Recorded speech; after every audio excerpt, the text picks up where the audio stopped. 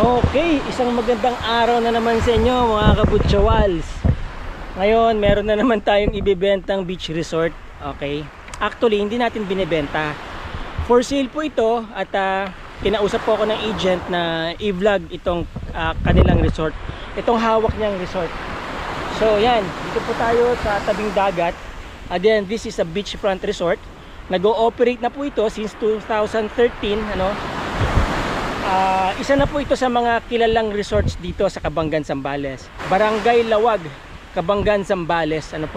So may mga na-vlog na ako mga resorts dito sa Barangay Lawag. Actually, marami pong resorts dito. Ayan Yan, puro resorts po lahat yan. Ganun. Okay, yun. Hanggang dun. So ito po yung beachfront nila. Ito ang beachfront.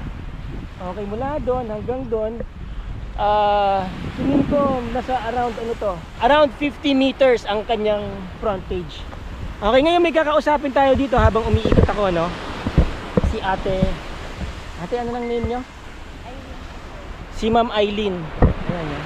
Ayan siya po makakasama natin para umikot dito sa kanilang resort. At para malaman po muna natin yung rates ng kwarto, ilang para meron po kayong idea kung halimbawang bibili niyo itong resort, kung magkano ang pwede nyong kitain monthly, kasi ito po ay hindi lang po ito house and lot. Ito po ay isang turnkey business na pwede nyong i-assume at magbigay ng continuous stream of income sa inyo. Okay, ate Eileen, diretso na po tayo. So again mga kabutsawals, ito po yung dagat ng Cabangan. Papunta doon Iba, Zambales, papunta naman doon San Antonio. Okay, so dyan po ang sunset. Alright, napakaganda ng sunset dito. Tignan nyo, may mga tumatambay dyan para lang panoorin yung sunset. So pasok po tayo sa resort. Napansin ko dito sa gilid merong right of way dito, ate? Opo. Papunta yan doon sa kalsada. Kaninong property ang right of way? Wala po okay, sige. Alright. So meron silang doon, kapag ka meron pong maraming tao, meron pong lifeguard on duty, Okay. So gaano po kalaki ang property? Alam niyo po ba? Nasa 3,000 plus po lahat. Eksakto. Hindi ko po sure kung magkano yung niya, dahil nasa title po 1,911 plus yung accretion. Yeah, may puno po ng ng duhat, Kita nyo, ang laking bagay kapag may puno po sa sa property ninyo. Alam nyo kung bakit? Kagaya nitong talisay, Kapag nandito kayo at against na nandun kayo kanina, ang laki ng inilamig. So yan, kaya magtanim po kayo ng mga puno sa mga properties nyo. Okay, so yan. So ito, pinaparent din po ito. Opo, pang dater po yung cottage niya. Magkano pong rent niyan? 500 sir. 500 per cottage. Ilang tao po? Po, kasya dyan 15. So okay na yung 500, 15 heads? Ay hindi po, okay. Plus entrance po 200 per head, plus cottage po 500. Okay, so ibig sabihin kung 15 sila lahat, kasya sila dyan, 15 sila, isang cottage. So 200 per head, 3,500. Opo. Anong oras po ang check-in? Po, 7. Tapos ang out po noon 5 o'clock ng hapon. 5 o'clock ng hapon. Kapag ka sumobra? Okay lang po. Okay lang, oo. Sumobra ng isang araw? Ay hindi po sir, Joke lang. Okay. So ayan. Overnight na. So may common CR. Ano po? Yan ang common CR. Silipin natin common CR. Okay lang. Remember mga kabutsawals na may mga guests sila kasi, kaya medyo may mga buhangin pa yung common CR. Pero anyway, since na ito nga resort is for sale, so gusto ko lang makita ng mga viewers dyan, baka may mga buyers na din dyan, di ba? Ito po may common CR. So ito may dalawang shower dito, tsaka may urinal doon. Shower po ba ito? Opo, yung dalawa. Dalawang showers. Tapos dito lababo. Ito toilet. Isang shower dito, pagkatapos may water closet doon or toilet. Yan. So again, yung tiles hanggang doon sa may ceiling. Ito ma'am, ano to? Ito po pag team building. Para sa team building nyo.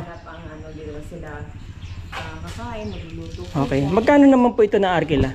Dito po pag team building 3,500. Alright. Ilang heads? Kasya po dito sila sa ano sir eh. Kasi may naging guest kami po is 75 to 80. 75 to 80 heads. Kasama na po yan. Opo. Again, magkano ang rent? Kung halimbawa 75 to 80 heads, kasama yung entrance Ay doon. ano na po yun sir, tawag nito overnight po yun. Overnight yon. Magkano ulit? Sa overnight po. Sa overnight po. Oo, itong team building.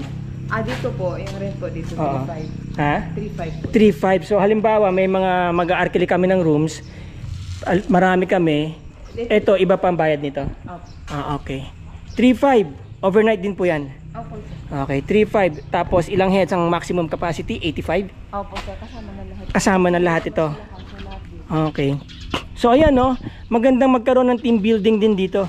Pero kasi ang team building hindi naman yan ganun karami yung tao, 'di ba? Kadalasan yan 30, 40. Marami na yung 40 no sa experience mo. Pero hindi po eh. Dito sa amin po hanggang 80. Hanggang 80 talaga may nagti-team building. Opo. Dalawang alright. bus pa sinasakyan nila. Sa ngayon nakailang team building kayo itong summer? Marami na po sir, hindi ko na Marami makita. na. Okay. So napaka ano pala. Ano po, DPWH Oo. ng Pampanga. Okay. Sila, tapos Oo. Security Bank. Tapos Manila ibig sabihin po. kung 2013 pa to, edi marami na ring talagang parokyano to, no? Opo, sir. Okay, so ayan. Tanong na lang natin mamaya kung bakit binebenta nila, ma'am. Ngayon, may swimming pool sila dito. Ito po ano to? Itong bahay na to. Hindi po yan, sir. Ha? Good for 4. Good for 4? Pwede po bang masilip yan? Nandun po sir, susi eh. Okay. And then ito, meron silang kitchen dito na pwedeng gamitin ng mga guests. Yan oh. May iyaw-iyaw doon, may lababo. There you go. Okay. And then check natin yung swimming pool nila.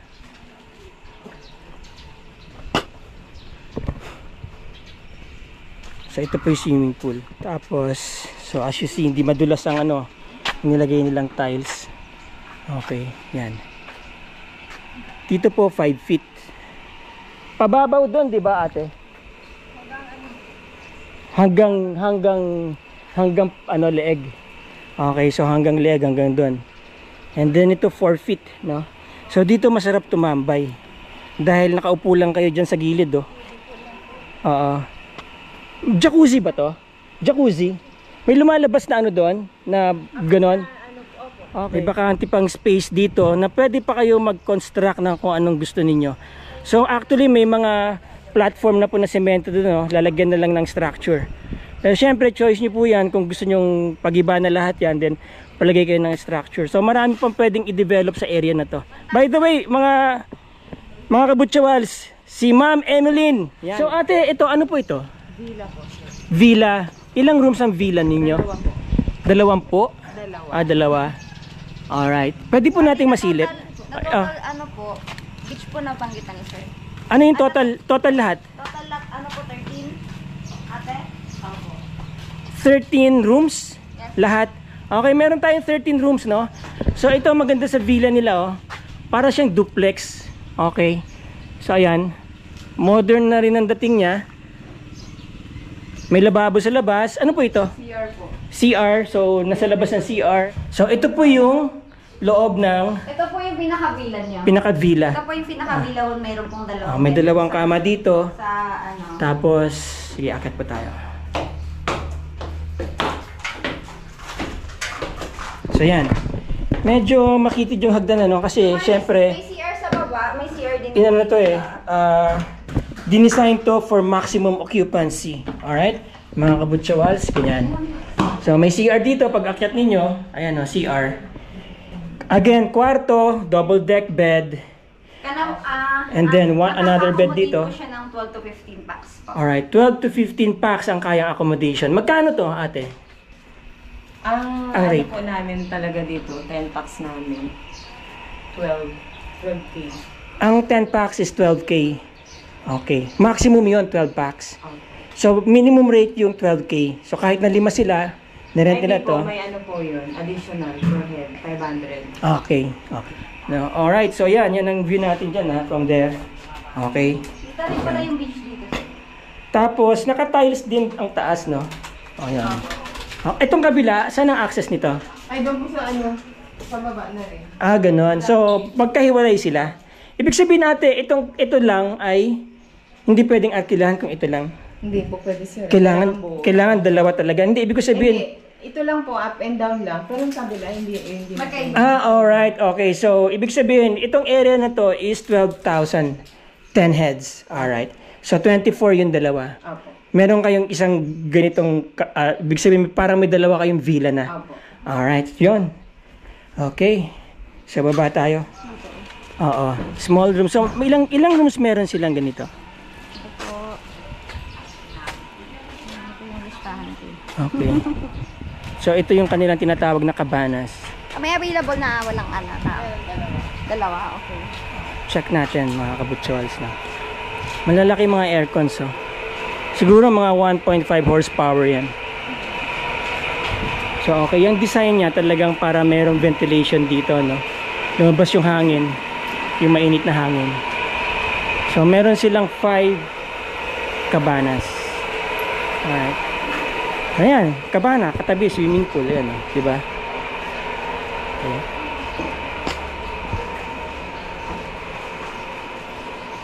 So, yun, may nakikita akong grotto dun. And then, taas naka-trellis. Ayan, oh. Naka-polycarbonate. Polycarbonate po yan. At okay pa ang mga ceiling. Usually mga kabutsawalas kasi ang tinitignan ko sa bahay minsan yung ceiling eh. Diyan yung makikita kung may butas o wala. Pero so far okay naman yung kisame nyo. Diba? So, very modern yung design ng cabana. Okay. Pasok tayo. Yun. Ilang pong tao available? Sabi dito. Dito po kasya 8. Kaya lang, extra mattress na po. Extra sa mapa. So, kasya ang 8 packs po. 8 packs. Yun, Extra there you go. mattress na po yung dalawa. Magkano ang rate nito? Dito po, katulad nito, 4 packs lang. Oo. 3,500. 3,500. Alright. Overnight po. Okay. So, check po natin yung CR nila. There you go. Ayan, oh. Okay. So, may dalawang bed dyan. Ayan, nakita nyo naman. Aircon, blinds. Pwede nyo buksan yan para kita nyo yung labas.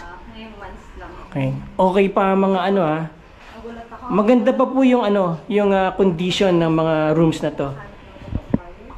Okay. Sa YouTube, daming mayayaman yun. Vlogger. Di ba? Daming mayayaman. Galat nga kasi sa Bilibak. Ang sabi mayayaman sa YouTube. Yan. So, yun.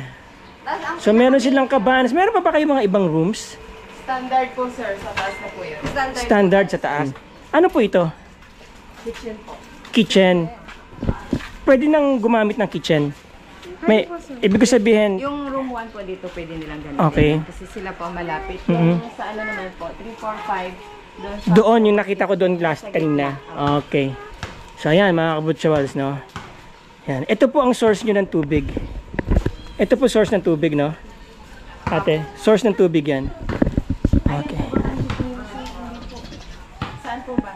Ano po yung first tubig lang natin? Ano to? Ano po yan? Generator. So, ito po may generator sila dito, no? Nandiyan ang generator nila. So, bukas lang yan para yung exhaust ng usok. Pwede po makita tong kitchen. Dito na po tayo pumasok sa kabila.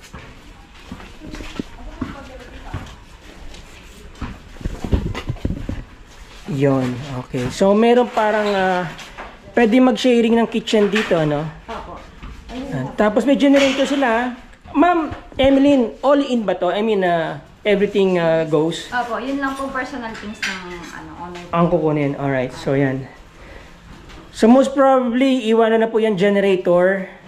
No? Dahil syempre kailangan yan dito sa resort. And then may gate palabas dito. Papunta saan to? Diyan na po sa ano. Okay. Pwede masilip? Sarado. Okay. So ayan, may likod pa. May konti pang space dyan. No? Ayan ba yung right of way? So ito paglabas nyo, sarado, di ba? Kaya gagawin natin, sisilip nyo lang kayo. Ayan. Yan, right of way yan, di ba? Kita nyo? Yan, papunta na ng kalsada yan. Yun. Okay. So, dito, yan, may mga lutuan pa po dito. Ayan o. Alright. So, ayun, itong kitchen na to, tagos pala dito sa kanilang receiving area. Yan. Ito yung kanilang pinaka-receiving area eh. Yan o.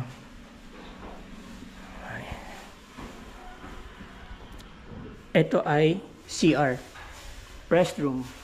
Okay.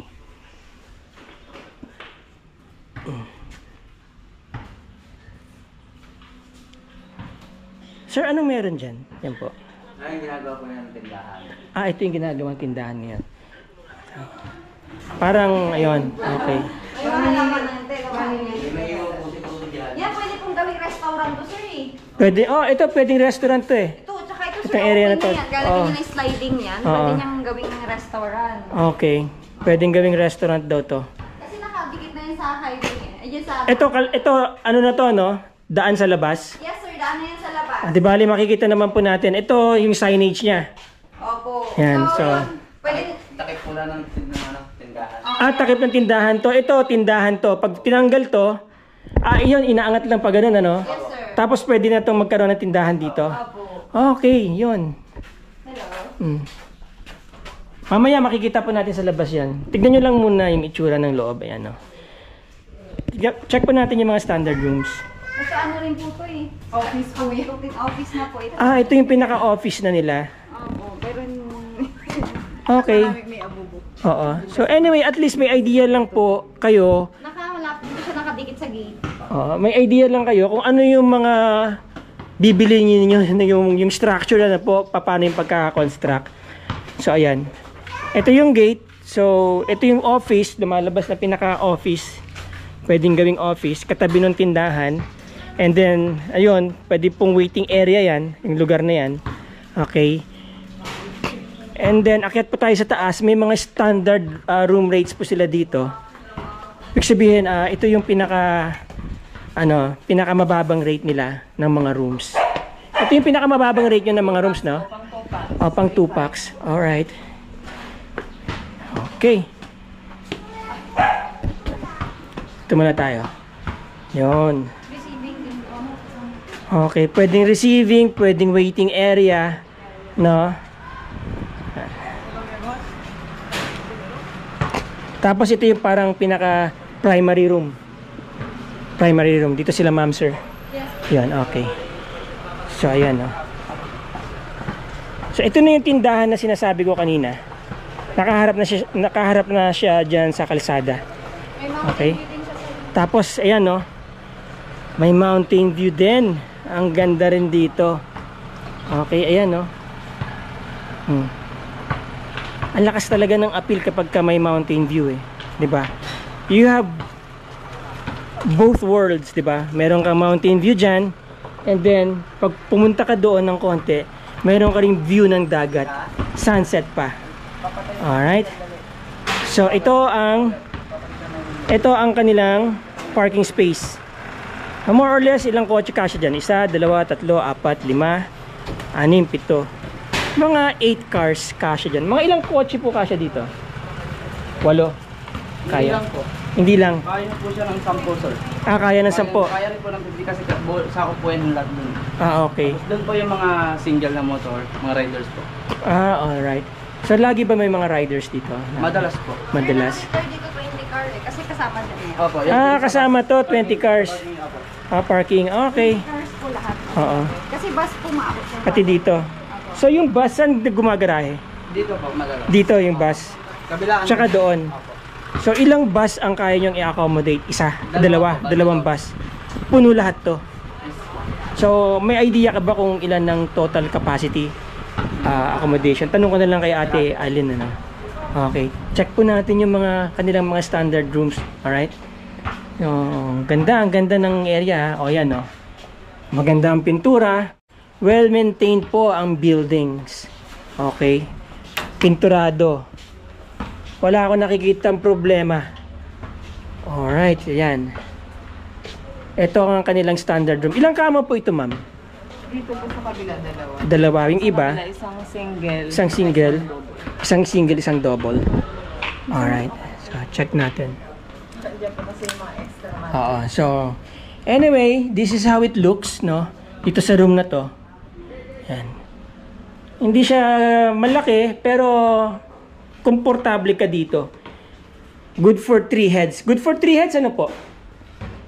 3 heads pwede. Pwede po, sir. Magkano po? Kasya po dito, 5. 5. Magkano pong rate nito? Ito talaga po, sir, pang 2 packs. 3.5 po talaga. 3.5 additional. Pero kung marami po sila talaga, kasya 5. Kasya 5. Magkano ang additional head? 500, sir. 500 from 2 heads. So, 3.5. Tapos kung 5 sila, 500, 500. Pagka ganun po, pagka 5 po sila, 4.5 po yun, sir. 4.5. Ibig sabihin, yung 3 head, parang libre na yung isa. Opo, parang Di ba? Parang libre na isa. So, ibig sabihin, 3 heads ay 3.5 pa rin. 2 heads, 3.5 pa rin. Pagka 4 heads na sila, ay 4,000. Okay. Tapos kapag 5 heads, 4,500. Alright, so Ito yun. po kasi itong room na to, itong mga rooms dito, sa ano po kasi ito, anak nila, ma'am. So lahat to pare-pareho ng ganun. Pare-pareho. Oo. Okay, yan. 2 heads, 3.5. Ito, ganun din po ang rate. Dalawa lang ulit kami. Pero ganun din po ang rate niya. Alright. Feeling ko mas maganda dito kasi nasa corner ka. Ayan, oh. Salamin po yan, eh. Okay. So, ayan po ang kisame. Maganda po pagkaka-maintain ng ng mga rooms nila, no. Ayan. Check nyo, oh.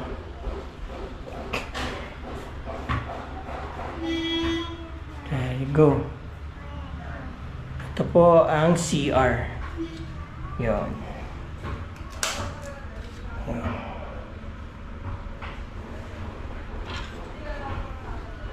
Nice.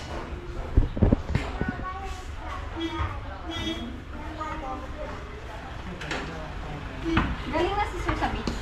Ate Irene, ilan po ang full capacity ninyo? Heads? 80. Lahat, buong resort? 80 po, sir. 80.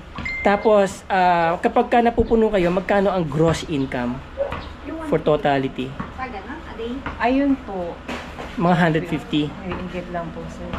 Higit pa 150k. Kasi kapag ka ano po, kapag ka team building na Oo. 80 packs, 150 po. 150k.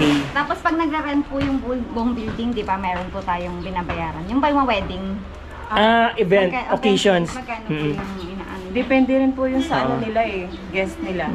So, doon tayo sa pinaka conservative computation. So, kaya niyang kumita ng 150,000 a day. No, mayroon siyang potential na ganoon kung araw-araw marerent. Pero syempre, to be realistic, every weekend yan usually.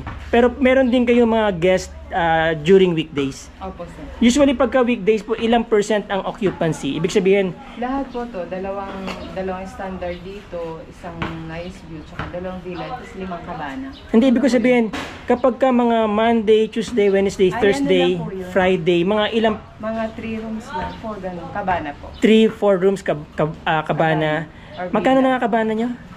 8 packs po, 7.5. 7.5. So, pwede pa rin mag-generate more or less na mga 30 to 50k on the ordinary days, no? Alright. So, yun mga kabutsawal, sa magandang potential po ng beach, no? Unang-una, syempre, kapag ka nag-invest kayo dito, it will provide you a stream of income. And then, pangalawa, yung investment nyo, yung pera nyo, nandito lang. Kasi titled to, di ba, ma'am? Yes, title O, po. titled to. So, you consider this as investment. Actually, kapag acquire nyo po ng property, parang ROI na agad yun dahil hindi naman bumababa ang value ng property po dito. Last 20, kung may idea ka, 2015, magkano per square meter dito? 2015 na 2,000 na po per square meter. Ngayon, magkano na? Titled Sa mga beachfront po, beachfront. 10,000 na po per square meter. Mababa pa yun actually. Opo, 10,000 to 15,000. To 15,000 per square meter. Ang beachfront po. Ngayon, di ba? Yes po. So, pwede pang tumaas yun in the near Yes future. po. Kailangan na po ito may pinakita. Alright mga kabutsawals, no? Nasa labas tayo ngayon ng resort. Ito yung kanilang perimeter fence. Pero actually, part pa rin to ng property nila Tama? Part pa rin to ng property. Oo, so dito... Dito di-apart yung mga bus. Okay, dito nagpa-park yung mga bus. Diyan, yan, tsaka ito. Okay. Yan, tsaka ito. Restaurant, sir. Okay. Alright, so... Ito po yung tindahan na kanina na tinuturo ko dun sa loob. Alright, so ang access po nito, itong kalsada na to, sementado po yan, dire-diretso yan hanggang Manila. No?